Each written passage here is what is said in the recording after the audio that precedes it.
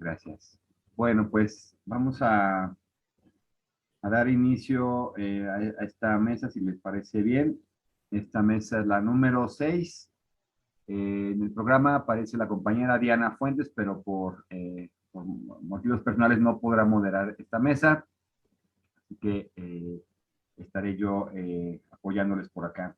Esta mesa se titula Encuentro Crítico, la número 2, Indigenismo, Ecologismo y Antirracismo y Marxismo.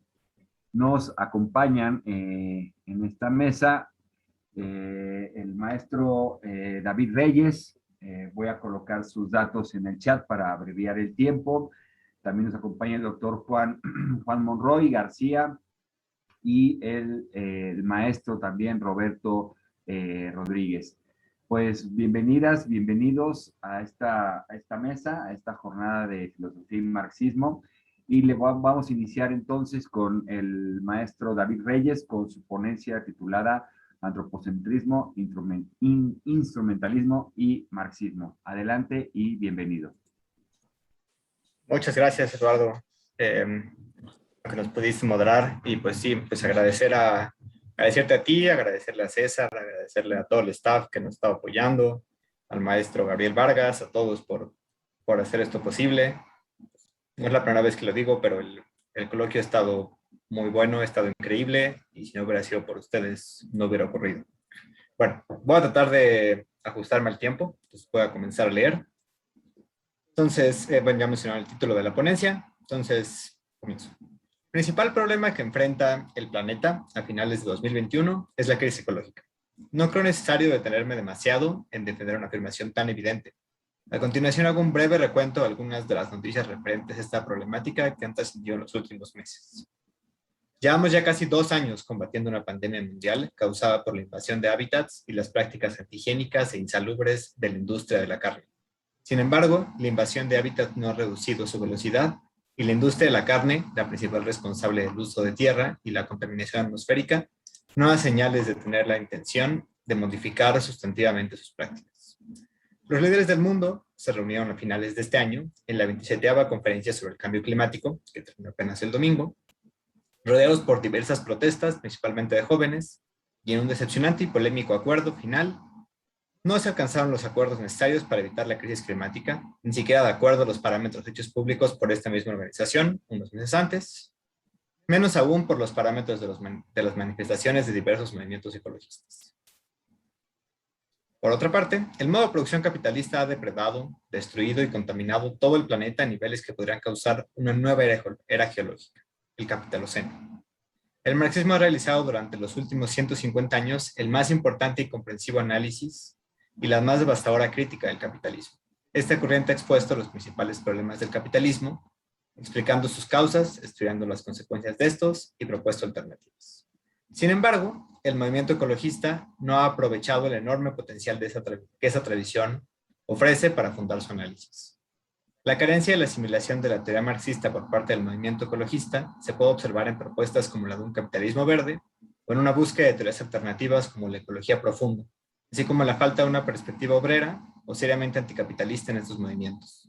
Por todo lo anterior, vale la pena preguntarse, ¿por qué el movimiento ecológico no ha utilizado cabalmente la teoría marxista para profundizar su análisis y fortalecer sus críticas?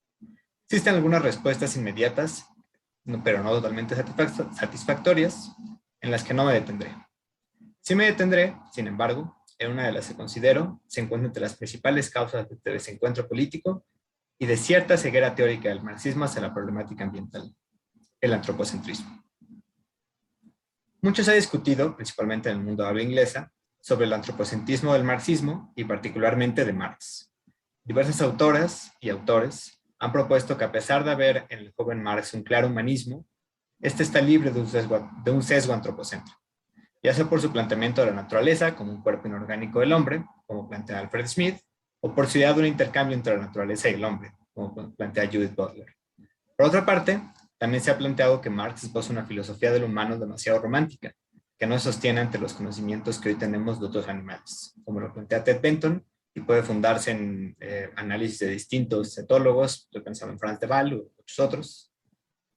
No me detendré aquí en esta discusión. en parte porque me interesa analizar el marxismo en general, no solo al joven Marx, y en parte porque considero que buena parte de esta discusión no ha llegado al problema de fondo. Cada autor o autora que ha participado en esta discusión parte de una noción implícita o explícita sobre lo que es el antropocentrismo y argumenta a partir de ella. Sin embargo, el antropocentrismo es un fenómeno multifacético. La falta de claridad sobre este punto no solo ha provocado que diversos autores terminen discutiendo bajo un mismo nombre problemáticas distintas, y la falta de una noción explícita de antropocentrismo que guía la discusión ha llevado a confusiones teóricas preocupantes. Esta problemática es común en discusiones sobre autocentrismos, como el problema del eurocentrismo, y en este caso estoy pensando en lo que plantea Samir Amin. El problema es que se ha prestado poca atención a qué se entiende por un problema centrista, ya sea eurocentrista o antropocentrista. Algunas de las facetas del antropocentrismo que voy a destacar en este momento son las siguientes, que tienen muchas otras, son las siguientes tres. El problema del interés teórico. Una teoría es antropocentrista si solo considera teóricamente importantes los problemas humanos. 2. El problema del interés de la incorporación al análisis. Una teoría es antropocentrista si es incapaz de analizar problemas no humanos relevantes para su campo de estudio. 3. El problema del respeto a los sujetos de estudio. Una teoría es antropocéntrica cuando sus postulados o conclusiones violan el valor o el respeto que merecen sus sujetos de estudio no humanos. En el debate sobre el antropocentrismo del marxismo, buena parte de la discusión se centraba en el problema 2, el problema de la incorporación al análisis. Y sobre esto diversos marxistas han discutido. Y han explicado cómo la problemática ecológica se puede analizar desde el marxismo. Más aún, algunos, estoy pensando en Elmar Albater, han argumentado que el marxismo es la teoría que mejor puede analizar esta problemática, dentro de las diversas teorías sobre la problemática ambiental, particularmente en la economía. Sin embargo, quisiera centrar la discusión en el problema 1, el problema del interés teórico, y el problema 3, el problema del respeto a los sujetos de estudio. El problema del interés teórico del marxismo es notorio incluso para las personas no especializadas en el tema. No es poco común escuchar o leer a marxistas afirmando que el único o el principal problema que representa la crisis ecológica es el de la supervivencia de la especie humana. Estoy pensando también en Albater, pero esta vez también en Michael Lewis y muchos otros marxistas que hablan sobre el tema. Esta no es una crítica que haya pasado desapercibida dentro del marxismo. Para responderla, se ha establecido una distinción entre una visión antropocéntrica fuerte y una visión antropocéntrica débil, también llamada instrumentalismo, y de aquí el título de la ponencia. Bajo la primera visión, lo único que tiene valor para la teoría son los humanos. Bajo la segunda visión, lo único que tiene valor final, o en última instancia, son los humanos, mientras que otros objetos o sujetos que pueden tener valor, pero solo lo tienen de manera instrumental. Tienen valor en la medida en que son provechosos o útiles para fines humanos. Este instrumentalismo antropocéntrico ha sido propuesto dentro del marxismo como una respuesta suficiente a las críticas del ecologismo. Una vez estoy pensando principalmente en autores de habla inglesa, pero también se ha presentado en otras latitudes. Pues por una parte admite que ha habido una ceguera por parte del marxismo en los problemas ambientales, pero recupera varios de los postulados centrales de Marx y el marxismo del siglo XX. Considero que esta posición es equivocada y que ese antropocentrismo débil o instrumentalismo debe ser rechazado dentro del marxismo. Finalmente, para justificar mi postura, quisiera hacer un análisis un poco más detenido de qué es este instrumentalismo y cómo lo han defendido distintos autores marxistas. Entonces, por una parte se ha sostenido que el instrumentalismo es teóricamente superior. Algunos marxistas han argumentado que el instrumentalismo es la mejor aproximación a los problemas ambientales. Aquí voy a citar a Grundmann. El enfoque antropocéntrico tiene la principal virtud de que ofrece un punto de referencia para evaluar la problemática ecológica, pues establece un criterio claro para juzgar los fenómenos ecológicos, y cualquier enfoque ecocéntrico, por otro lado, tendrá que ser inconsistente, a menos que adopte una perspectiva mística. Según este argumento, aquí termina la cita de Grundmann. Según este argumento, cualquier alternativa al antropocentrismo débil enfrenta problemas teóricos infrancables. Y quisiera también una cita de Michael Lewis para que veamos a qué están refiriendo. Él pregunta, ¿en verdad deberíamos sostener que el bacilo de Koch o el mosquito Anopheles tiene el mismo derecho a la vida que una niña que sufre de tuberculosis o malaria? Están hablando el mosquito y este bacilo son los que provocan las enfermedades de las que hablan. Considero que si bien esta crítica a soluciones no antropocéntricas a la problemática ecológica apunta a un problema real, lo complejo que es desarrollar una teoría ecológica que evite caer en visiones místicas o románticas sobre la naturaleza, que evite proyectar propiedades intrínsecamente humanas al resto del mundo y que no caigan en inconsistencias. Sin embargo, esta es una caricaturización injustificada de las propuestas no antropocéntricas presentes en la discusión. Afirmar que cualquier teoría no antropocéntrica es inevitablemente mística o inconsistente no se sostiene ante los desarrollos contemporáneos de la bioética. Para resolver este problema, podemos comenzar por realizar una distinción. Toda teoría debe responder a dos preguntas. ¿Cuáles son los objetos o sujetos de estudio que tienen valor final? ¿Y cómo debe valorarse estos sujetos u objetos? Una teoría no instrumentalista responderá a la primera pregunta afirmando que hay objetos o sujetos no humanos que tienen valor final. Entre estas teorías podemos encontrar las siguientes tres. Teorías ecocéntricas. Lo que tiene valor son los ecosistemas y todo lo que lo constituye. Animales, plantas, minerales, ríos, lagos, etc. Teorías biocéntricas. Lo que tiene valor son los seres vivos. Teorías sensocéntricas. Lo que tiene valor son los seres que pueden sentir o tener emociones, donde se incluye la mayoría de los animales. Sin embargo, tomar postura respecto a qué objetos o sujetos tienen valor no nos compromete a tomar postura sobre cómo valorarlos. Podemos estar de acuerdo en que los mosquitos, los cocodrilos y los lobos deben valorarse por sí mismos, y no únicamente por lo útiles que son para fines humanos. Y así negar el antropocentrismo débil, pues ya no lo estamos viendo como simplemente un valor instrumental. Pero, paralelamente, podemos afirmar que el valor de una vida humana es superior a la de un mosquito, a la de un bacilo, para resolver el problema que ha planteado Luby. Creo que la razón por la que esta posibilidad se ha pasado de largo es porque varios marxistas han estado muy ocupados debatiendo con la ecología profunda, una propuesta que en una de sus interpretaciones sostiene que todos los seres vivos tienen valor y que este valor es igual para todos ellos. El ejemplo del mosquito muestra, de manera contundente, los absurdos a los que puede llevar esta teoría. Sin embargo, la dicotomía instrumentalismo o ecología profunda es falsa. La ética ambiental ha propuesto posturas que no caen en inconsistencias y que distan mucho de ser inconsistentes o místicas. El valor de la vida es algo que dista mucho de ser místico, así como lo es el valor de los sentimientos o las emociones placenteras, ambos valores que han sido estudiados por biólogos, etólogos, psicólogos y otros especialistas y han dado lugar a sugerentes propuestas alternativas al antropocentrismo. Este es básicamente el principal argumento que presento para decir que el instrumentalismo tiene problemas, no es teóricamente superior a otras teorías ambientales. Sin embargo, también hay otra manera como los marxistas plantean problemas que tendrían. Nuestros 5 minutos. Gracias, sí, aquí llevo la cuenta. Entonces, aquí tengo hay una segunda propuesta que realizan varios de estos autores, particularmente estoy pensando en Brugman, en Norton, donde dicen, bueno, tal vez el instrumentalismo no será superior, pero no tenemos por qué rechazarlo. El marxismo durante todo el siglo XX adoptó cierto instrumentalismo hacia el medio ambiente, no tenemos por qué rechazarlo, porque básicamente como ellos lo plantean es, podemos darle un valor instrumental a la naturaleza, a los otros animales, y con eso podemos darnos cuenta que son importantes y respetarlos. Este planteamiento creo yo tiene muchos problemas. Por cuestiones de tiempo nada más voy a centrar en el problema que yo creo que es el más grave, que es que varios autores han evidenciado, para varios autores, el problema que han evidenciado los diversos movimientos ecologistas es que debemos preocuparnos por el medio ambiente, entendiendo así, debemos preocuparnos por el medio ambiente en cuanto tal. Entendido así, la respuesta del marxismo debe ser analizar el problema y darle solución. Sin embargo, esto no es lo único que el movimiento ambiental ha hecho. De la misma manera que otros movimientos sociales, el feminismo, el movimiento de los migrantes, el movimiento de los grupos racializados o el movimiento indígena, y por eso es interesante que esta ponencia esté en esta mesa, estos movimientos han puesto sobre la mesa el problema 3, el problema del respeto a los sujetos de estudio.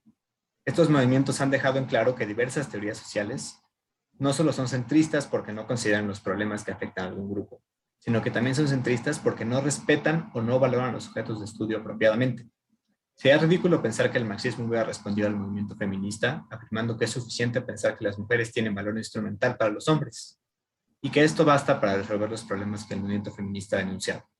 Análogamente, pensar que el marxismo puede responder a los problemas planteados por el movimiento ecologista afirmando que la naturaleza tiene un valor no instrumental refleja que ciertos marxistas no entienden la problemática. Quisiera nada más rápidamente ir al tercer problema, al tercer argumento que han planteado distintos autores. En este caso estoy pensando en Manuel Sacristán, y él se ha planteado un problema que a mí me parece muy interesante. Y es que para el movimiento obrero, la problemática ambiental dista mucho de ser prioritaria, mientras que el movimiento ambientalista tiene enraizadas prácticas y valores propios de la cultura burguesa. Esta es tal vez la crítica más importante. El ecologismo presenta retos políticos, éticos y morales. La tormenta moral perfecta, para citar un artículo muy famoso. Sin embargo, esto no significa que el instrumentalismo deba ser reprobable.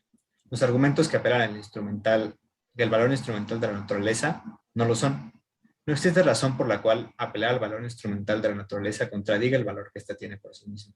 Esto significa que el marxismo debe enfrentar retos políticos y pedagógicos, pero no significa que debe escudarse en visiones que ya han sido superadas en otros momentos teóricos y políticos. Perdón por pasar un poquito de tiempo, ya voy a concluir. El marxismo se ha visto rezagado en cuanto a los aportes que pueden realizar para evitar la catástrofe ecológica. Una de las causas de estos son algunos de sus sesgos antropocéntricos, en particular su instrumentalismo respecto a los objetos y sujetos no humanos. No existe ninguna razón por la que estas posturas sesgadas deban permanecer dentro del marxismo. Más aún, el rechazo a estas posturas es teóricamente sugerente y políticamente ventajoso para el marxismo. Rechazar esta postura abre interesantes preguntas teóricas. Adicionalmente, permite fortalecer los vínculos con los movimientos ecologistas, con los que han sido menospreciados y descuidados, y los cuales hoy, más que nunca, deben retomarse. Es todo, muchas gracias. Muchas gracias, maestro, y gracias por apretar los tiempos. Al público que amablemente nos está escuchando, les comento que al final de estas presentaciones vamos a recopilar las preguntas e inquietudes que tengan, si nos hacen el favor de ponerlas en el chat, y por aquí las estaremos respondiendo y comentando. Muchas gracias. Vamos a pasar ahora con el doctor Roberto Israel Rodríguez Soriano. También les voy a compartir los datos por el chat. Y él nos presenta una ponencia titulada Indigenismo y Marxismo en México, una aproximación crítica. Adelante, doctor, bienvenido. Bueno, reitero los agradecimientos que el compañero David ya emitió. Y bueno, sin más, doy lectura esperando ajustarme a los tiempos. Indigenismo y marxismo en México, una aproximación crítica.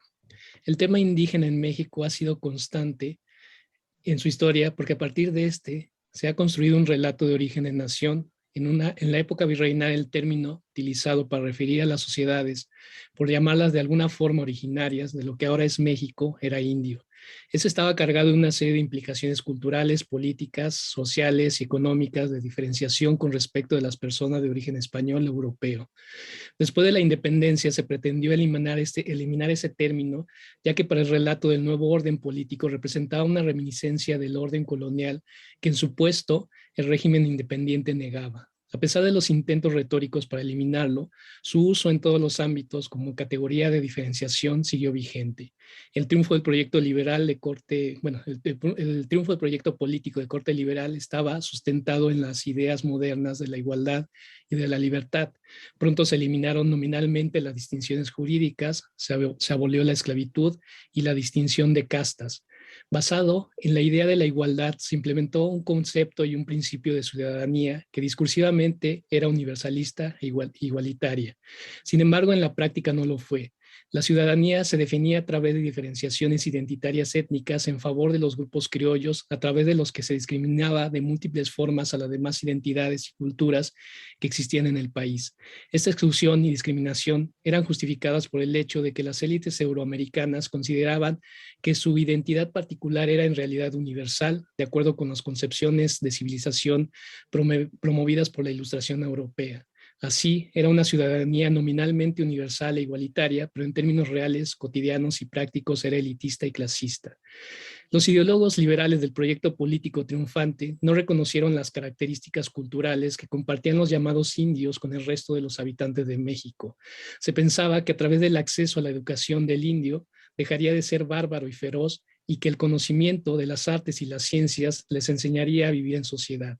A lo largo de todo el siglo XIX, los diferentes gobiernos y proyectos políticos liberales, imperiales, conservadores y demás, mantuvieron políticas de asimilación y de exterminio para con los llamados indígenas, quienes basaban su identidad y su unidad, que defendieron con todo y contra todos, en formas culturales, económicas, políticas y sociales tradicionales relacionadas con el campo y la agricultura.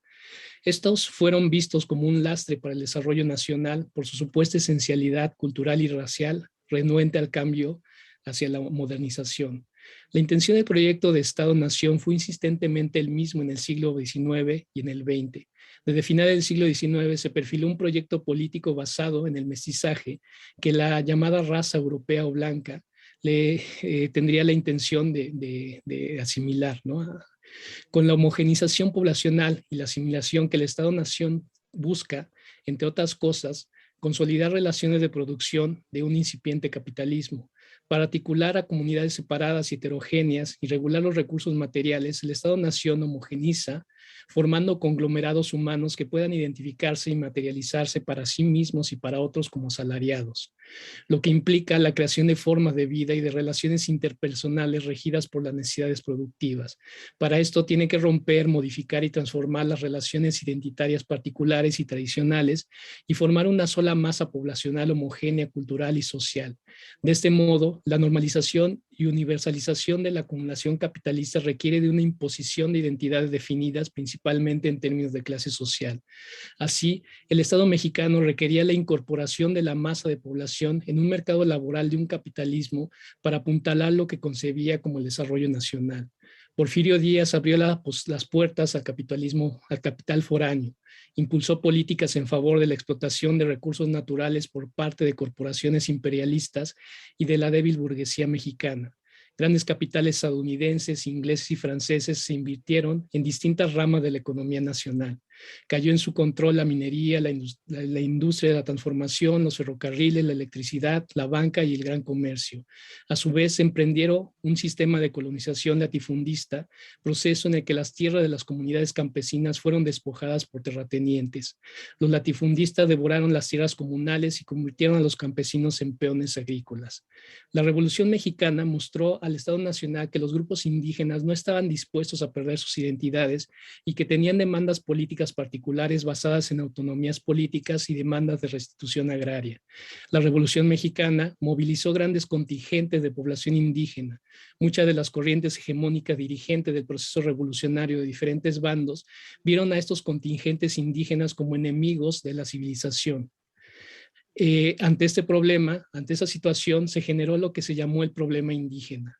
Las soluciones a que se propusieron implicaron medidas reformistas, pero que seguían yendo por la vía de la asimilación racial y cultural.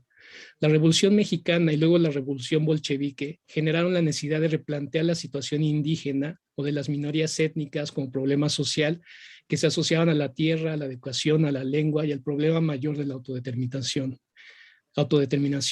La Tercera Internacional también puso de relieve para los países latinoamericanos la importancia de reflexionar sobre las naciones indígenas de América. En junio de 1929 se reunió la primera conferencia comunista latinoamericana en Buenos Aires. En esta se expusieron las distintas interpretaciones sobre cuál debería ser el curso del comunismo en América Latina. Al respecto, algunas de las cuestiones que se discutieron fueron la del tema indígena y el tema de la raza en su relación con el partido. En esos años, estos temas pasaban por enfoques de darwinismo social. Hubo debates entre representantes oficiales de la Internacional Comunista y los partidos comunistas del continente. En la conferencia se asumió como referencia eje de discusión la propuesta de Carlos Mariátegui sobre la cuestión indígena y su relación específica y especial con la tierra y la agricultura, el colonialismo y su presión por un supremacismo racial occidental, así como la autonomía de las mismas. La delegación mexicana se manifestó enfáticamente en contra de conceptuar a los indígenas en términos raciales, que homologaban raza con identidad étnica, y en favor de hacerlo en un sentido de clase social en un contexto de lucha clasista. Por su parte, ninguno de los impulsores del Partido Comunista Mexicano, que se conformó en 1919, tenía entre sus propuestas algunas reflexiones sobre los problemas indígenas o del tema indígena, aunque para ese entonces constituían el mayor porcentaje de la población. Los comunistas mexicanos se ocuparon del tema indígena hasta la primera conferencia pedagógica comunista que se realizó en la Ciudad de México en 1937. Se discutió la posición del partido frente al problema del indio. Se dijo que la ruta propuesta por Mariátegui era buena, pero que su problema no podía reducirse a la propiedad de la tierra. El problema de la tierra más bien era un problema generalizado de ámbito nacional, no exclusivo de los indígenas. La cuestión sería aspirar a destruir las desigualdades económicas, sociales, políticas, jurídicas y culturales de la masa india. El partido se decantaba por la postura estalinista del derecho a la autodeterminación como la facultad de cada nación secundaria de agregarse o separarse por propio designio al Estado nacional del que forma parte.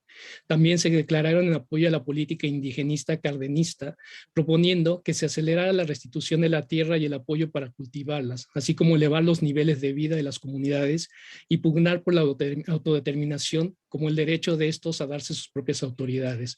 Se propuso terminar con los esfuerzos de las escuelas rurales mexicanas para imponer a los indígenas las enseñanzas en español y no en su lengua originaria. Aunque el problema de la autodeterminación fue polémico entre el mismo partido, ya que se argumentaba que México no era una nación ni un conjunto de nacionalidades, sino una semicolonia del imperialismo norteamericano.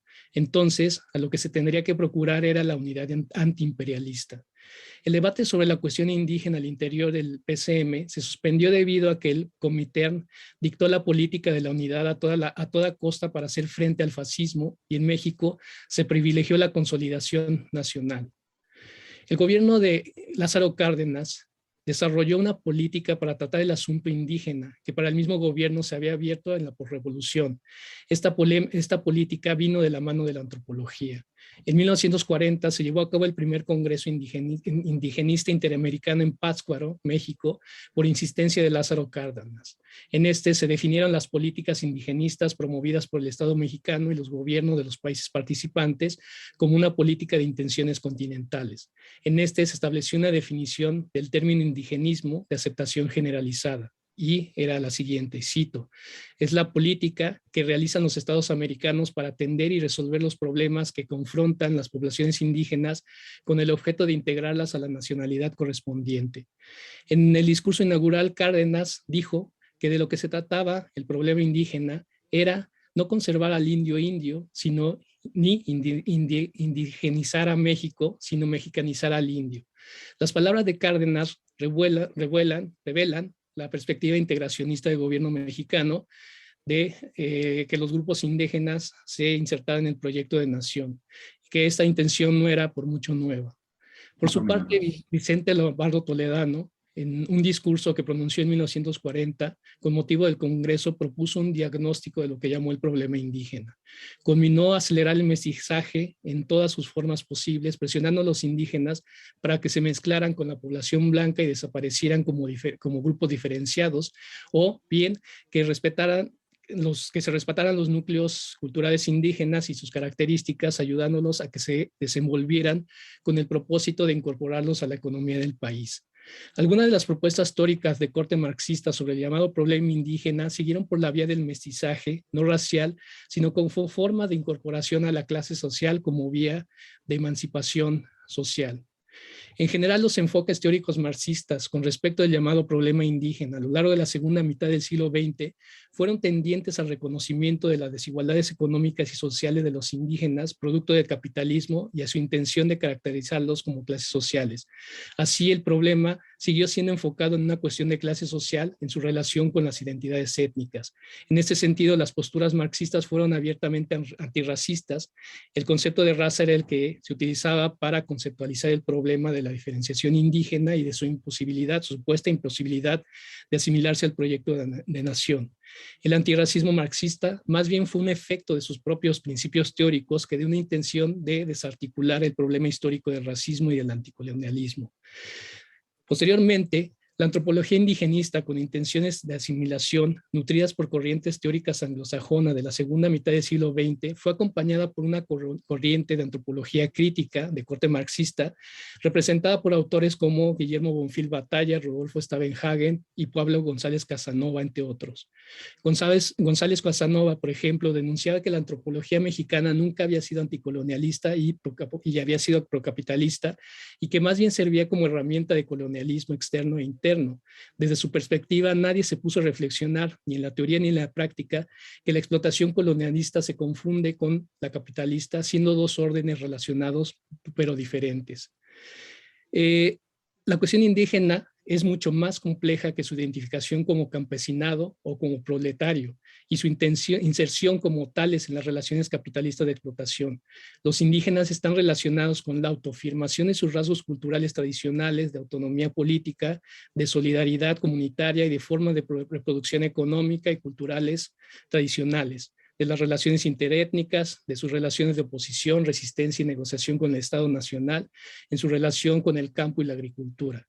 El alzamiento neozapatista y la conformación del Consejo Nacional Indígena vinieron a simbrar no solo el proyecto de nación del mestizaje, sino que también hizo que el marxismo se replanteara el tema del indígena. Se comenzó a comprender a los grupos indígenas en sus propias características como sujetos sometidos a diversas formas de explotación capitalista que no coinciden necesariamente y de manera única con el proletariado, con la explotación proletariada.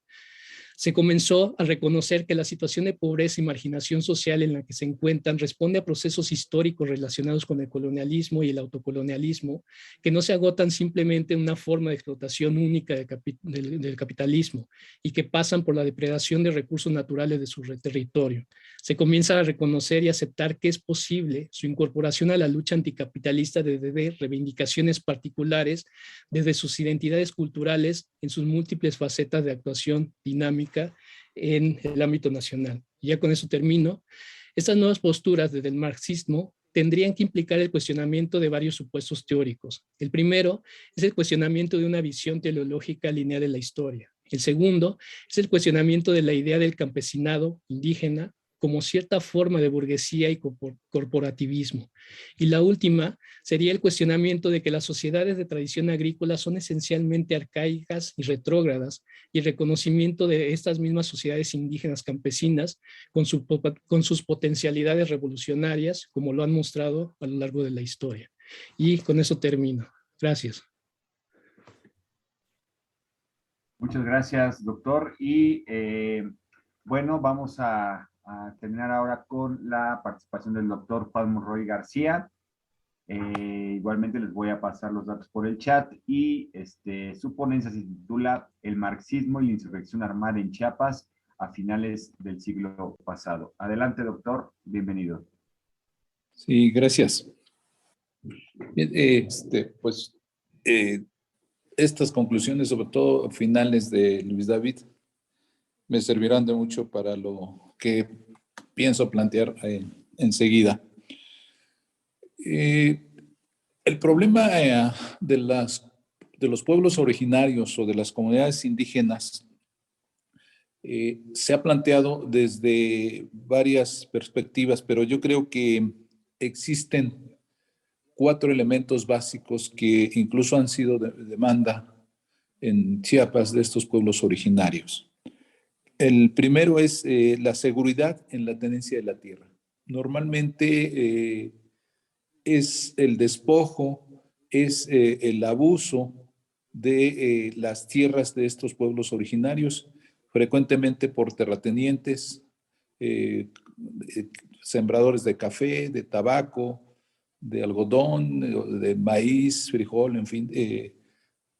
Con frecuencia estas tierras son amenazadas y tienen que recurrir hacia las partes más de la selva para sobrevivir. Esa ha sido una importante demanda desde hace años, la seguridad en la tenencia de la tierra. El otro elemento que parece importante, un precio justo para sus productos. Normalmente sus productos de estas comunidades son con frecuencia malbaratados, son con frecuencia arrebatados por el mercado y nunca realmente a estos productos se le da el valor adecuado. Las comunidades de los pueblos originarios, sobre todo los municipios autónomos, de alguna manera han tratado de solucionar esta cuestión, sobre todo de los productos, vendiéndolos o poniéndolos en el mercado directamente. El otro asunto también es el de la educación, acorde con su cultura. y con su idioma, que muchas veces no se respeta, ¿no? Se les trata de castellanizar, se les trata de incorporar, como bien lo dijo Luis David, a la población supuestamente, entre comillas, mayoritaria, al mestizaje. Entonces, ese es un elemento también de una demanda que me parece importante destacarla.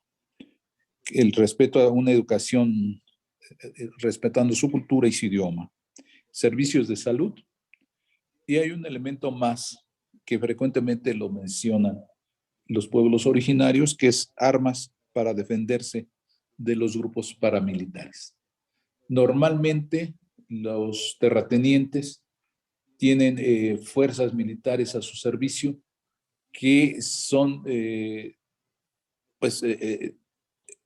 pagadas precisamente por estos terratenientes, pero que además los 3 niveles de gobierno, municipal, estatal y federal, lo hacen con su complacencia.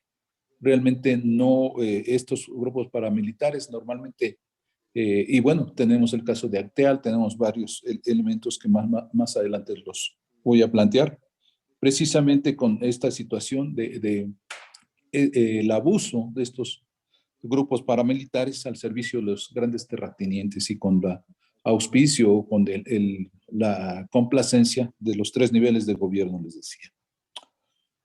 Antes del levantamiento armado del Ejército Zapatista de Liberación Nacional, hubo 3 intentos de insurrección armada en Chiapas, a partir de inicios de la década de los 70 del siglo pasado.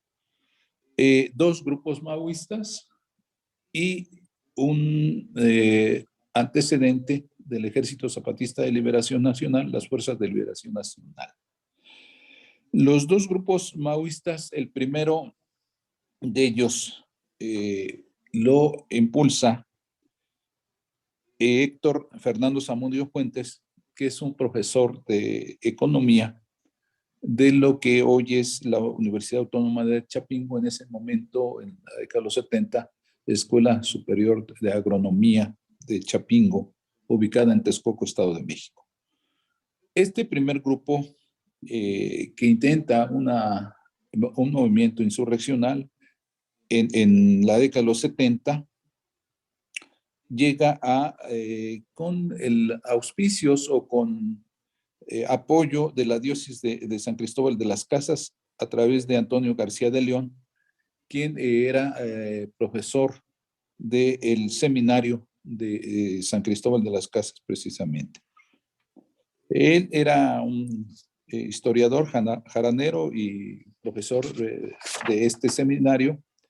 Él normalmente les dio paso a este grupo maoísta para que tuvieran incursión dentro de la selva lacandona y pudieran en determinado momento llevar su proyecto de politización, de concientización a estos pueblos originarios. Se decía, sobre todo aquí, los planteamientos teóricos del maoísmo eran que las comunidades indígenas deberían olvidar sus costumbres, sus usos, su religiosidad y toda su historia y volverse un proletariado. La propuesta maoísta en ese momento era que eran ya sea proletario agrícola o proletario obrero urbano. Entonces la idea de que los indígenas no se asumieran como tal, sino se asumieran como proletariado, en todo caso jornalero de estas tierras de los terratenientes y por lo tanto asumieran su papel como proletariado. A mí me parece que fue uno de los graves errores por los que no tuvo gran trascendencia este grupo maoísta en esta década de los 70. Después, incluso el siguiente grupo que llega en el 77 procedente de Torreón, Coahuila, denominado Unión de Pueblo Línea Proletaria, dirigido por Adolfo Oribe, que bueno, entre otras cosas, Adolfo Oribe estaba muy cercano precisamente después al gobierno de Salinas de Gortari. Había sido estudiante en la Facultad de Economía e incluso compañero precisamente de Salinas de Gortari y después se ofreció en el 90, en el levantamiento armado del 94, como el elemento que podía pacificar la región o podía pacificar a este movimiento del Ejército Zapatista de Liberación Nacional. Este grupo también tuvo inicialmente con la venia de Samuel Ruiz, de la diócesis de San Cristóbal de las Casas precisamente. Este grupo emprendieron una labor en la región de las Cañadas. Surgieron también contradicciones con las comunidades indígenas porque no aceptaban precisamente su teoría, que nuevamente trataban de que fueran puestos como proletariado agrícola o como proletariado urbano y olvidar todo su bagaje teórico como indígenas precisamente. Entonces, este proyecto que se inicia en el 77 dura muy poco, se culmina en el 79 y culmina además muy mal, con la expulsión precisamente de Oribe y todo este grupo que había llegado de Torreón por parte de la diócesis y de las comunidades de los pueblos originarios. Este elemento también hay que destacar, bueno, pues que ellos plantearon como teoría la guerra popular prolongada. Planteaban que el proceso de liberación de las comunidades indígenas era un proceso muy largo, que el elemento fundamental era el imperialismo norteamericano y que por lo tanto la organización como proletariado permitiría esta guerra popular prolongada por largo tiempo, resistir precisamente el embate tanto del gobierno federal y estatal de México, pero sobre todo también del embate de los Estados Unidos como imperialismo. De ahí el planteamiento de esta teoría de la guerra popular prolongada. Todo esto fue rechazado por los pueblos originarios y como consecuencia salieron expulsados. Después viene un nuevo proyecto que es de las Fuerzas de Liberación Nacional, antecedente inmediato del Ejército Zapatista de Liberación Nacional. Ellos llegan, las Fuerzas de Liberación Nacional se fundan en Monterrey, Nuevo León, en agosto del 69 precisamente, en donde destacan precisamente César Germán Yáñez Muñoz, cuyo primer integrante fueron su hermano también, con los mismos apellidos, llamado Fernando, y Alfredo Zárate Mota, así como Mario Sánchez Acosta. Esto es el núcleo original de las Fuerzas de Liberación Nacional, y estas Fuerzas de Liberación Nacional llegan a Chiapas, en Ocoxingo, en la selva lacandonia, precisamente a mediados del año 72. Llegan, como les mencionaba, procedentes de Monterrey, y la idea era organizar un núcleo guerrillero.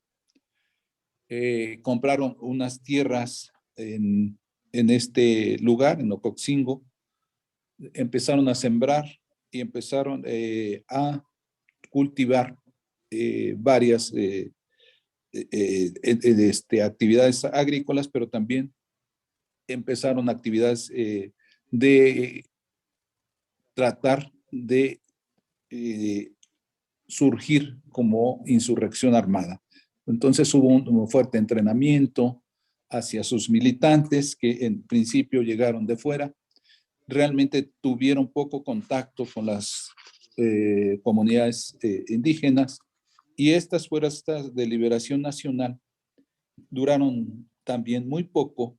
En febrero del 74 son descubiertas y arrasadas por las fuerzas represivas del Estado, tanto federales como estatales, y como consecuencia termina muy mal también este intento de insurrección de las fuerzas de liberación nacional. Sin embargo, bueno, pues hay que decir que estos tres elementos iniciales fueron un antecedente importante para después la llegada del Ejército Zapatista de Liberación Nacional, que se menciona que llega precisamente en el año 83, a finales en el mes de noviembre del 83.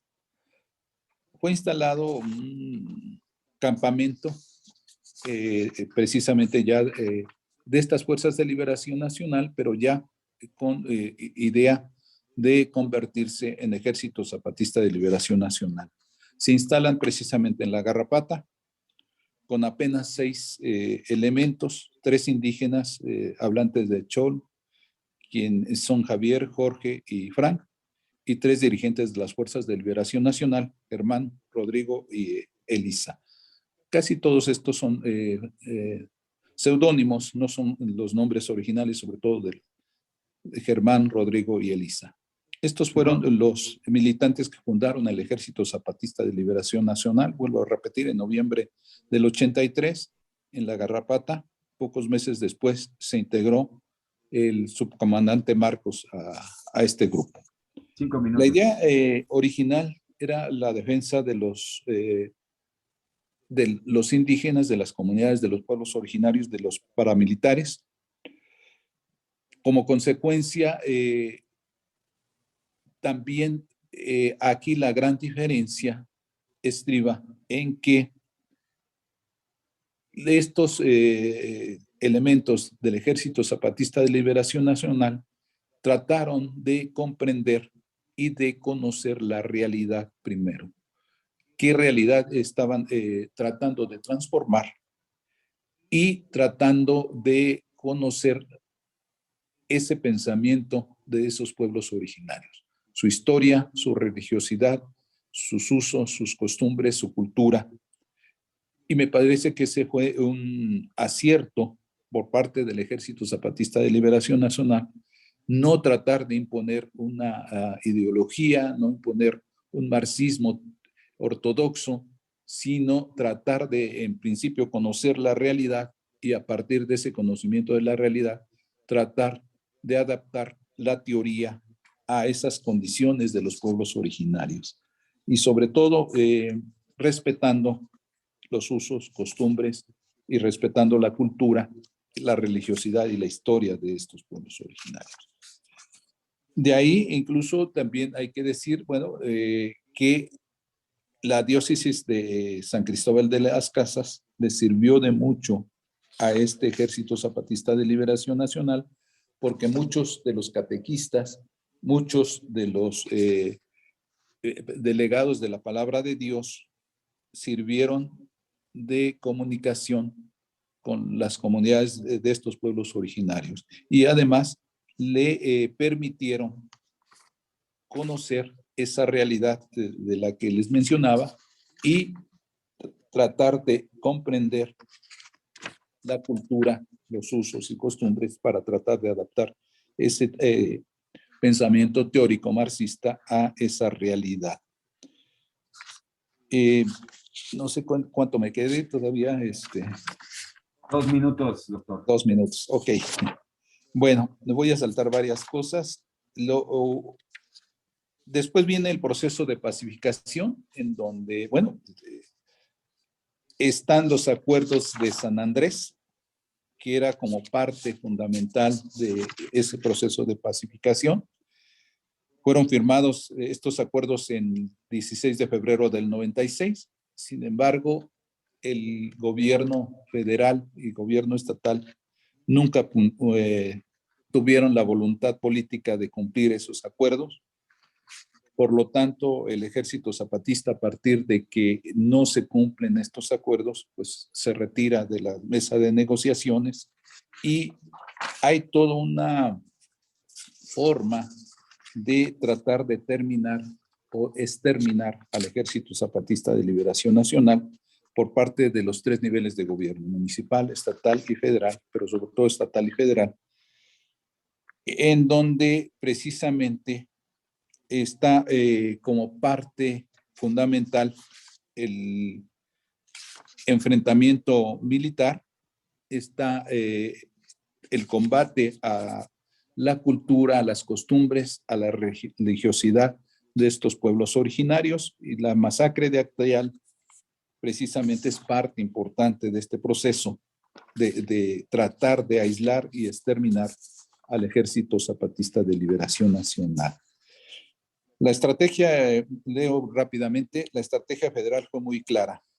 Desconocer los acuerdos de San Andrés, en principio, dividir a las comunidades indígenas, incluso el elemento religioso aquí viene a ser muy importante, donde en los pueblos originarios donde había esta influencia de la teología de la liberación o teología indígena, después si quieren lo aclaro en que hay la distinción, trataron de impulsar precisamente las sectas protestantes, proteger a los grupos paramilitares, manejar a los indígenas a través del partido oficial, el PRI, en contra del zapatismo y señalar como responsable de todo esto proceso de insurrección al obispo Samuel Ruiz. Comentarios finales, solo voy a leer un párrafo de aquí. Acorde con la, a esta situación hay que agregar el desplazamiento de grandes masas de desempleados que migran hacia los Estados Unidos, fuerza de trabajo mexicana que se ve sobreexplotada precisamente como parte de este proceso de neoliberalismo, de los acuerdos que firman los Estados Unidos, Canadá y México, el Tratado de Libre Comercio, en donde Salinas pretendía impulsar el capitalismo en México y, por supuesto, en ello no tenían cabida estos pueblos originarios. Era la exterminación completa de las comunidades, como era el pensamiento y el proyecto de este neoliberalismo, sobre todo en el pensamiento de Salinas de Gortari. Yo lo dejaría hasta aquí. Hay varias cosas sueltas, pero que pudiéramos aclarar en un momento determinado a partir de preguntas o comentarios. Muchas gracias. Gracias, doctor Monroy. Bueno, pues aquí tenemos algunas preguntas que nos han ido compartiendo. Si les parece bien, las leo rapidísimo y después les voy a dar la palabra en el mismo orden de intervención para que puedan responder. Hay preguntas a la mesa y hay preguntas también de manera individual. Por acá dice Carmen Camarillo, dice excelente mesa, dice 2 comentarios. Uno, hoy en día sigue el acoso a las comunidades en Chiapas, como en el régimen neoliberal. Me imagino que se refiere a las comunidades de Aldama. 2, el ánimo depredador del Estado y del capital continúa con el proyecto del Tren Maya que se impone a las comunidades en nombre del progreso, igual que hace más de un siglo lo hizo Porfirio Díaz. Por acá arriba tenemos para David, preguntan que en la actualidad cuál es la aportación y o importancia de Manuel Sacristán. Y por acá tendríamos para el doctor Monroy, que si puede profundizar un poco en el concepto de teología indígena que usted ha trabajado desde la labor de Samuel Ruiz y la relación de los pueblos originarios con la naturaleza a la luz de los proyectos económicos como el Tren Maya. Bueno, son preguntas abiertas y también de manera particular, entonces les doy la palabra en lo que llegan las siguientes preguntas. Adelante, por favor.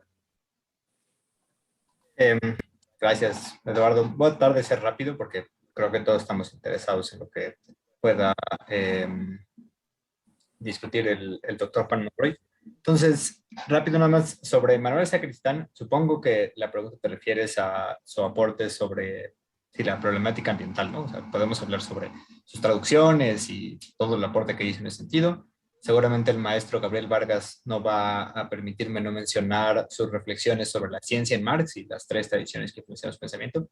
Pero bueno, sobre la parte ecológica, yo creo que él tiene reflexiones muy importantes. O sea, él se dio cuenta de la problemática ambiental desde mucho tiempo antes de que se empezara a discutir en el movimiento marxista. Creó toda una escuela, tiene varios estudiantes en España que están reflexionando sobre eso, algo que creo que no hemos podido recuperar, por ejemplo, aquí en México. No tenemos a tantos marxistas discutiendo esta problemática como lo tienen allá. Entonces creo que por un lado su labor pedagógica, su labor como maestro, y por otro lado, también él se dio cuenta de esta problemática política que yo mencionaba. Él estaba viendo cómo empezaban a haber conflictos entre movimientos marxistas, movimientos socialistas y movimientos ecologistas, saber hacia dónde ir. Esta problemática que él veía, digo, él mismo lo mencionaba, que luego estaba en reuniones con obreros, decía, pues es que me cuesta mucho trabajo explicarles por qué la problemática de, por ejemplo, de la energía nuclear les tiene que preocupar. O por qué ahora la contaminación de los coches es un problema, ¿no? Decía,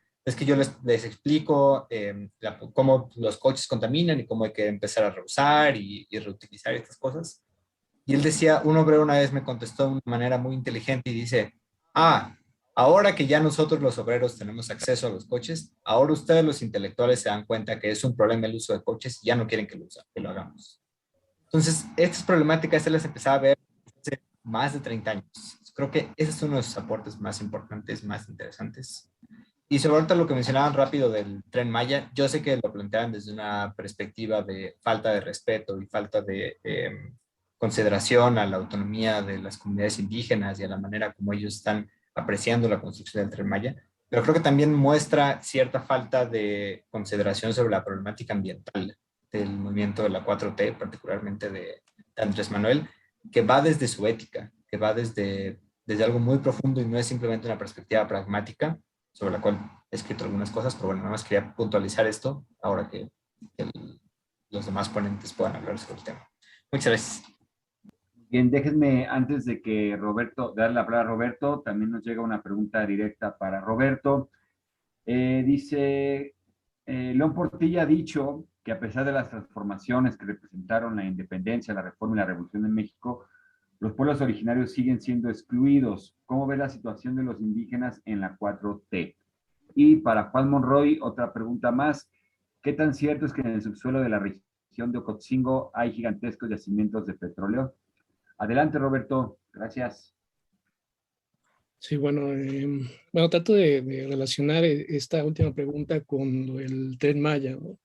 Creo que la insistencia, o sea, lo que se muestra en esta insistencia de la construcción del Tren Maya es una muestra de la continuidad de todo el discurso del Estado-Nación desde antaño, de esta idea, como se mencionaba en el comentario, con respecto del progreso, ¿no? Del proyecto de nación hacia el progreso.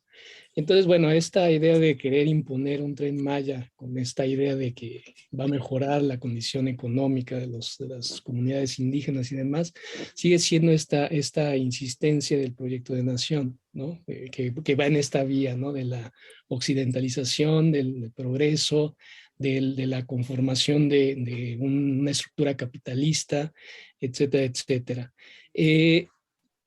Viéndolo desde la perspectiva de lo que presenté como ponencia, aquí lo que yo cuestionaría es de cómo el marxismo también se ha montado en esta idea como un proyecto ilustrado, moderno, sobre el progreso, ¿no?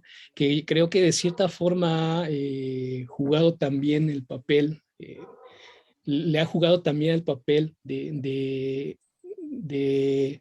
la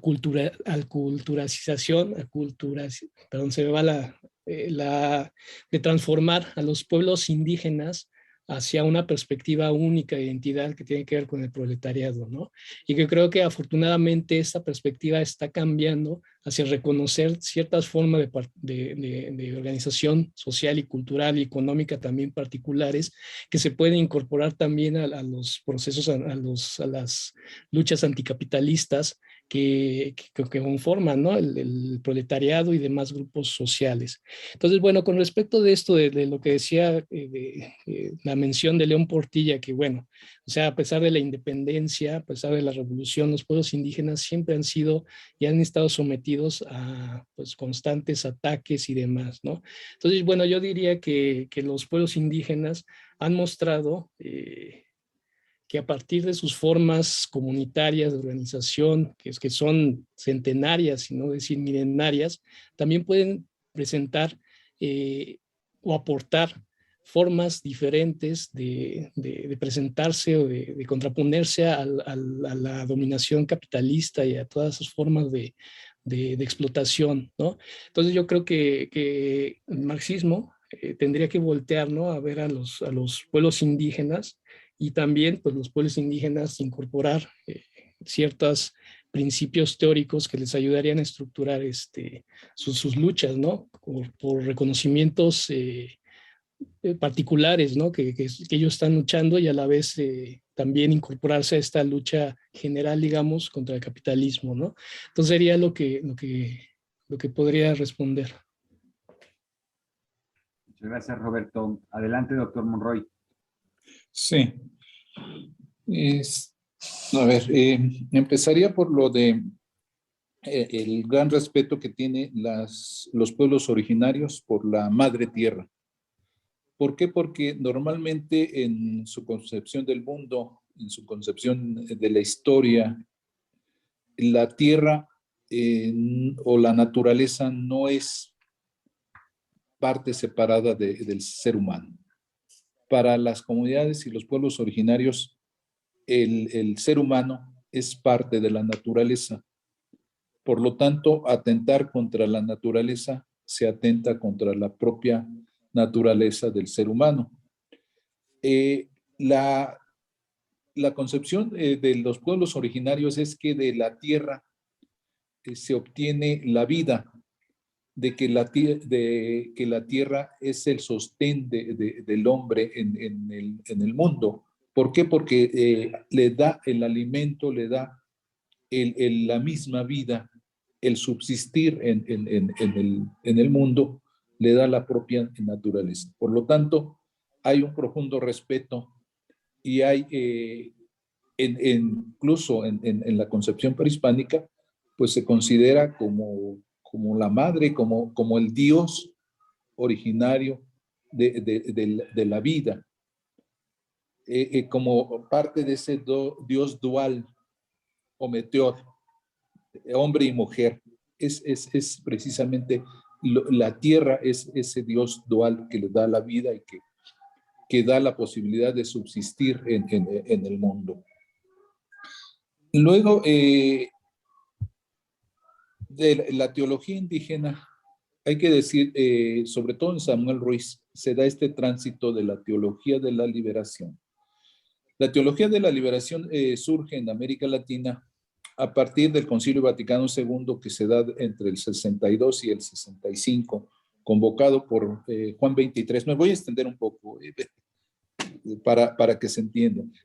Por Juan XXIII y después Pablo VI lo concluye.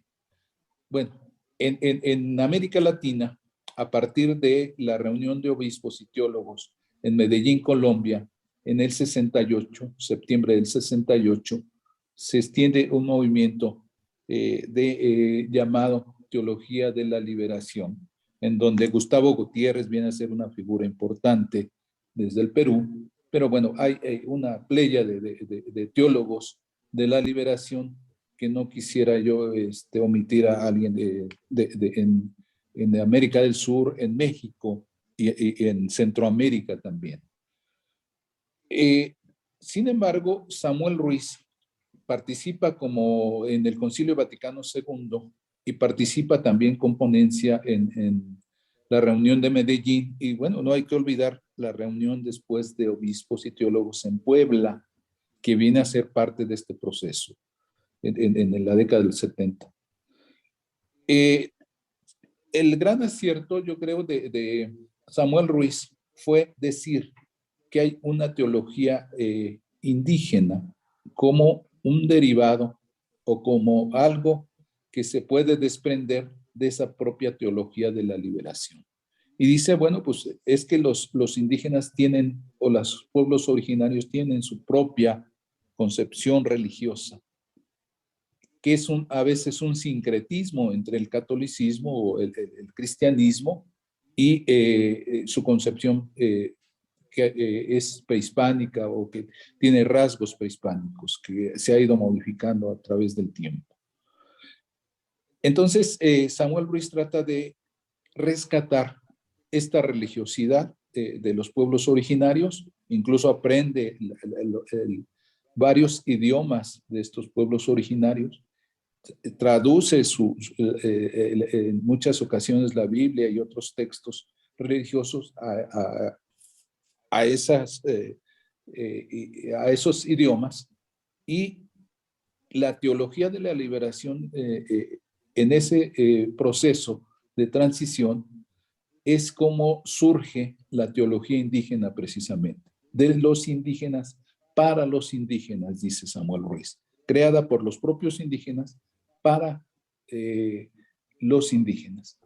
Y es esa teología de la liberación, bueno, pues el proceso mismo de darse cuenta de la explotación, de la marginación que sufren el pobre, el marginado, y en este caso, en el caso de la teología indígena, pues los indígenas precisamente. Y la necesidad de asumir ese proceso de liberación, de tratar de comprender en principio que son explotados, marginados por una parte de la sociedad y que por lo tanto hay que emprender ese proceso de liberación y la necesidad de lograrlo en este mundo, no esperar hasta el más allá, ¿no? Después de la muerte. Esa es parte importante, yo diría, de la teología indígena. Yo lo dejaría hasta ahí, bueno, sobre todo por el corto tiempo. Ahora, por último, sin duda, América Latina y México en particular, que nos ven los países europeos, que nos ven los países asiáticos recientemente, los Estados Unidos, sin duda los recursos naturales y la mano de obra barata. Normalmente lo que quieren de América Latina y de México en concreto y de las comunidades de estos pueblos originarios, pues es los recursos naturales y su mano de obra barata. Ahora, en diferentes momentos el capitalismo ha utilizado los modelos de progreso, desarrollo, modernidad. ¿Qué significa eso? Significa incorporar a estos pueblos originarios, a las comunidades indígenas, a otras formas de producción no capitalista, al proceso industrial, al proceso capitalista. El progreso, desarrollo, modernidad, así se entiende. Y la gran oposición precisamente de los pueblos originarios es pensar que hay otras formas de producción, hay otras formas de consumir lo que nos da la naturaleza, no necesariamente a partir del proceso industrial, no necesariamente a partir del proceso capitalista, sino hay la cooperación, hay otras formas de organización que las propias comunidades se dan a sí mismas, oponiendo a veces esas formas a ese desarrollo o a ese progreso o a esa modernidad. En especial, pues al proceso neocapitalista o neoliberal que estamos viviendo, ¿no? Yo hasta ahí lo dejaría. Muchas gracias. Muy bien, muchas gracias. Tenemos todavía unos minutitos a manera de síntesis de sus posturas. Me gustaría preguntar algo, hilando algo que se mencionó en la mañana sobre la Universidad del Siglo XXI a propósito de González Casanova. Estamos en una mesa de pueblos originarios, de marxismo, de filosofía. Pregunta muy general, muy abierta. ¿Qué papel tiene la enseñanza, actualmente, la enseñanza de la filosofía frente a estos desafíos que ustedes vislumbran desde el marxismo, desde los pueblos originarios y desde el ecologismo, si se puede llamar así. Adelante Luis, luego Roberto y luego Juan. Gracias, Eduardo. Creo que una pregunta sí tiene que venir de ti o de Gabriel o de alguno de los involucrados en el Observatorio Filosófico en México con toda la labor que han hecho. Entonces, qué bueno que nos ponen a reflexionar sobre ese tipo de preguntas. ¿Qué labor tiene la filosofía? Pues es justo la filosofía quien puede cuestionar, por ejemplo, lo que yo llamé instrumentalismo. Lo que es justo la filosofía quien puede mostrar, no, pues es que tenemos un sesgo cuando pensamos, digo, ha sido la filosofía a lo largo de toda la historia de la humanidad quien nos ha mostrado, no, pues es que tenemos un sesgo cuando solo pensamos en lo que ya sabemos, ¿no? Los hombres blancos, heterosexuales, burgueses, etcétera, quien nos ha mostrado, no, hay que ver más allá, hay que aproximarnos a otras maneras de ver el mundo, hay que aproximarnos a otras maneras de entenderlo, hay que valorar otras maneras de vivir la vida, de hacer política, etcétera. Lo que es algo que tiene que hacer la filosofía con la naturaleza, con los animales, para evitar la catástrofe ambiental de la que estaba hablando. Creo que hay una labor muy importante que tenemos que hacer como filósofos, es decir, tenemos que empezar a valorar a los animales, tenemos que empezar a valorar a la naturaleza distinta, ponerla en el centro de la discusión. Digo, hoy en día, a mí la verdad me entristece mucho, ¿no? Ahora que estamos hablando un poco más de la 4T y de haciendo análisis como más concreto de lo que está pasando, escucho muchas veces que se dice, no, es que en el tiempo neoliberal sí se permitía que se hicieran ciertas críticas, pero que no atacaban al sistema como tal. Y dentro de esa se plantea el ecologismo. Se dice, no, es que sí se permitía el ecologismo porque ese no afecta al régimen neoliberal. Yo creo que eso es un error, pensar que el ecologismo tiene una crítica como somera, que no llega al fondo de lo que está pasando. No, por supuesto que sí. Por supuesto que plantear, creo que aquí es donde el marxismo tiene mucho que decir. Por supuesto que decir que el neoliberalismo como una manera de ver el capitalismo simplemente ve el neoliberalismo como cierta política dentro del capitalismo, solo entiende a la naturaleza como eso, como portadora de mercancías, no lo entiende como algo que tiene valor en sí mismo. Es algo muy importante que los filósofos tenemos que hacer, tenemos que mostrar, y ahí tenemos una labor de educación muy importante, muy, muy útil. Entonces, creo que ahí es donde estaría.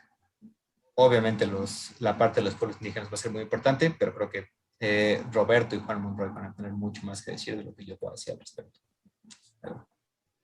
Gracias. Una pregunta para Roberto y para Monroy, para que lo puedan sintetizar también. La pregunta es, ¿cuál es la situación actual del zapatismo? Ya que Modonesi dijo que estaba muy débil. Adelante, por favor. Bueno, pues primero respondiendo a la cuestión la cuestión con respecto a la filosofía, ¿no? Bueno, concuerdo con lo que decía David, pero también creo que es importante que la filosofía haga un ejercicio de autocrítica, en el sentido de cuestionarse cómo la filosofía ha servido también como un discurso hegemónico para legitimar diferentes formas de explotación, ¿no? Creo que la filosofía, una de sus tareas principales sería hacer una crítica a sí misma sobre sus supuestos teóricos, filosóficos, sus principios filosóficos, para que esa forma se pudiera aperturar a otro tipo de reflexiones que podrían ser también consideradas como filosóficas, ¿no? Como es el caso de los pueblos indígenas o pueblos originarios, ¿no? Que digo, se está avanzando en esto, pero creo que va lento, ¿no? Creo que se tendría que insistir en esto, ¿no? En esta autocrítica de la filosofía como discurso también hegemónico que legitima ciertas formas de explotación, ciertas formas de marginación para justamente lograr esta apertura hacia otras formas de pensamiento que a lo mejor dentro de estas formas hegemónicas de pensamiento filosófico no caería, ¿no? Como forma de pensamiento crítico, ¿no? Y en este caso poder pues también considerar la sabiduría o la misma filosofía de los pueblos originarios para nutrir al discurso filosófico, ¿no? Entonces, bueno, creo que esa sería otra. Esa sería la respuesta que daría a esta pregunta que haces. Y la otra, pues lo del zapatismo, ¿no? Yo creo o sea, bueno, el zapatismo ha estado desprestigiado desde hace mucho, justamente por este discurso, este proyecto de Estado nacionalista basado en el mestizaje, etcétera, etcétera, ¿no? Pero creo que a pesar de esto, a pesar de toda este ataque mediático por muchos lados, incluso académico, que ha surgido el zapatismo, yo veo que tiene una fortaleza y que justamente también con su alianza con el Consejo Nacional Indígena tiene mucha relevancia, mucha fortaleza, que está estableciendo relaciones de cooperación, relaciones de diálogo también entre los diferentes grupos indígenas que conforman, bueno, que viven en lo que actualmente es el país, ¿no? Entonces creo que pensarlo también en su relación con el Consejo Nacional Indígena nos da una perspectiva de cómo no solamente el zapatismo, ¿no? sino los pueblos indígenas están contribuyendo a la crítica, al debate contra el capitalismo, sobre los proyectos hegemónicos políticos, sobre los que se monta el Estado-Nación, ¿no? Entonces, yo diría que más allá No sé de qué esto, significa eso. perdón, Si quieres, puedo buscar. Yo bueno, y sería eso, ¿no? Lo que estaría, perdón. Roberto, nada más aprovechando que estás aquí, te pregunta también el maestro Vargas, ¿cuáles serían estas formas de dominación de la filosofía? Pues bueno, yo creo que pues se han planteado, ¿no? Esta crítica a la idea de la razón instrumental, a la idea de la razón como única forma de comprender el mundo, como única forma de explicarse diferentes fenómenos, ¿no? Creo que sería por ese lado, ¿no? Esta crítica a la razón como la única forma, una razón occidental, ¿no? Digamos, una razón ilustrada, moderna, como única forma de comprender y explicar las situaciones, ¿no? Entonces, en ese sentido, pues a lo mejor incorporar otras formas de, digamos, razonamiento que no van por ese lado, ¿no? Que también podrían ser consideradas como filosóficas y con formas críticas de comprender pues las diferentes realidades, ¿no? Actuales. Muchas gracias.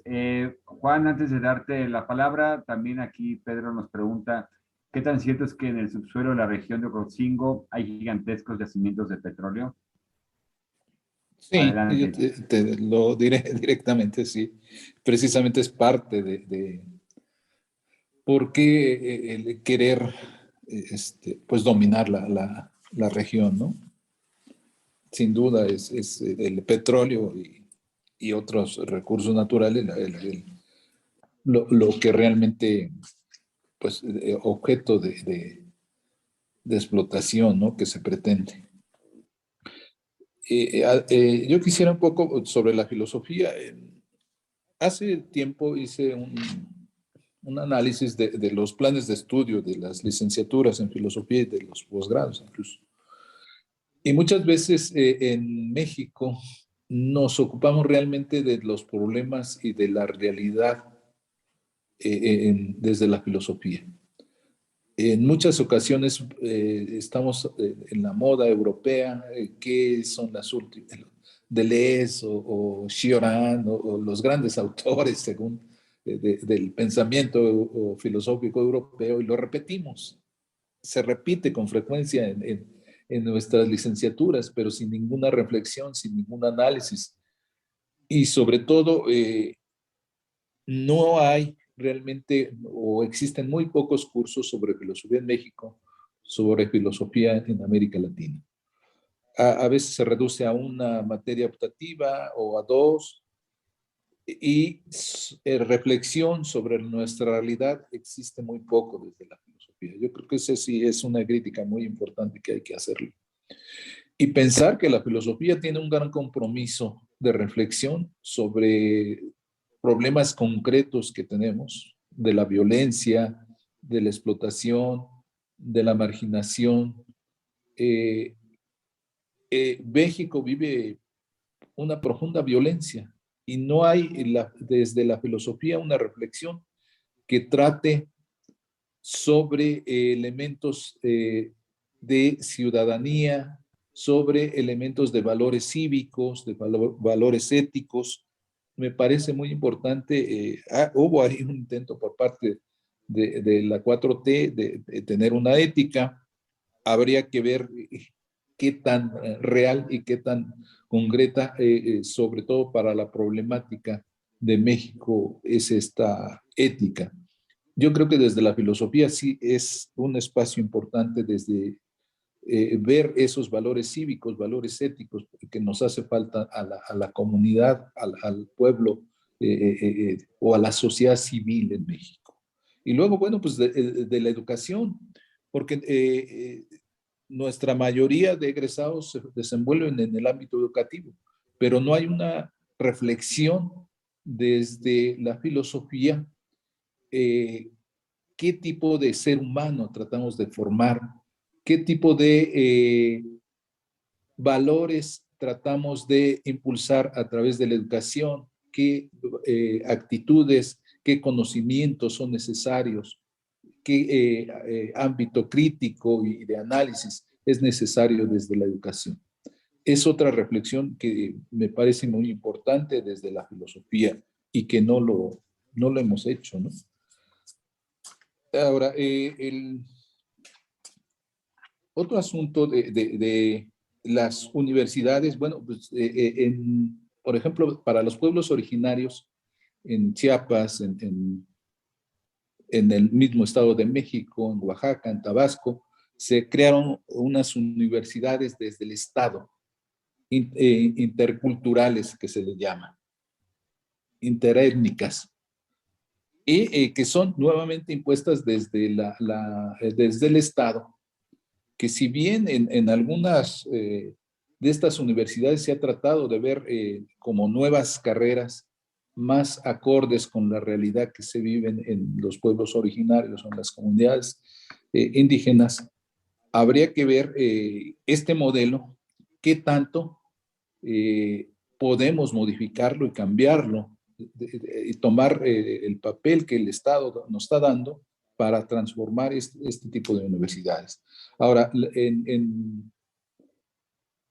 en los pueblos originarios y en las comunidades autónomas donde está el Ejército Zapatista de Liberación Nacional, hay un proyecto de universidad en Chiapas precisamente, desde el Ejército Zapatista, y no solo para el nivel universitario, sino la educación desde la educación básica, en donde se impulsa otro tipo de educación diferente a la que ofrece el propio Estado, que me parece muy importante recuperar todo este proyecto y tratar, bueno, pues de hacerle un análisis, una crítica, y a lo mejor es un elemento muy importante que se puede aplicar en otras comunidades. Ahora, en América Latina, bueno, pues está el proyecto de autonomía indígena en Ecuador, que tuvo un papel muy importante y sigue teniendo papel importante en la relación con la naturaleza, en relación con la educación. Y bueno, pues también de Bolivia, ¿no? De los pueblos originarios de Bolivia, que tienen su propia autonomía y que tratan de impulsar su propia cultura, su propia educación alternativa a la occidental, o alternativa a la que nos da desde el Estado, ¿no? Que yo creo que habría que hacer un análisis y recuperación de todo esto.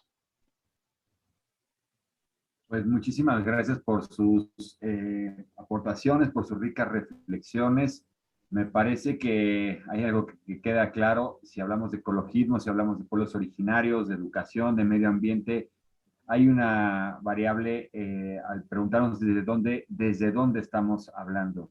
Y esto es lo que parece que matiza un ecologismo capitalista, ideológico, a propuestas realmente sustanciales, con otros enfoques a la realidad que estamos viviendo. En fin, pues aquí les mandan felicitaciones nuevamente, excelentes participaciones que nos proporcionan significativas visiones de nuestro México maravilloso. Aureliano Ortega, que dice que está completamente de acuerdo con Juan Monroy. En fin, pues muchísimas gracias por todas sus participaciones. Antes de despedirnos, quisiera recordarles que tenemos la mesa 7, que es una mesa de nuestra cereza del pastel del día de la jornada de hoy. Es el homenaje a Enrique Semo. Y bueno, vamos a contar con su participación. Nos va a hablar sobre la vigencia del socialismo y el profesor Gabriel Vargas estará moderando esta mesa. Los esperamos a las 5 de la tarde para que platiquemos con el doctor Semo y pasemos una buena charla filosófica y marxista. Hasta luego, compañeras, y hasta luego, compañeros.